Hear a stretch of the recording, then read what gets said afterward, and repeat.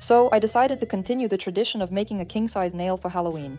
Last year, I managed it with soufflé gel. This year, I decided to try a non-sticky polygel, and it turned out to be the best creative decision. Sculpting a long, creative nail is never quick or particularly easy in general. But when you have this kind of non-sticky putty in your hands, the process becomes a real pleasure.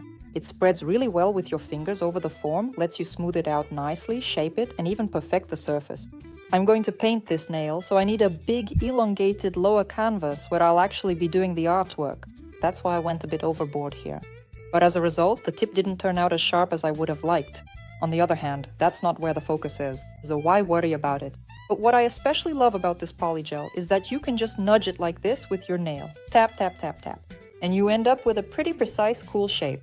We remove the form and take a look at our base.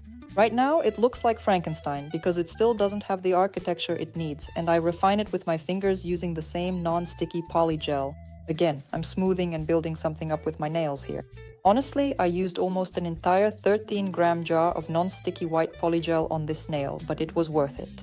And yes, by the way, it still seemed like not enough, so I evened out the surface on top with gel to make everything as smooth as possible and easier to file. And there will still be quite a bit of filing here, because the application is done with some excess. After all, we've got both length and an unusual shape here. Of course, we remove most of the bulk with an E-file. Then we refine the sharpness of the shape with a nail file. And this is the kind of base we end up with. And as for how I'll decorate it, I'll show you in the next video.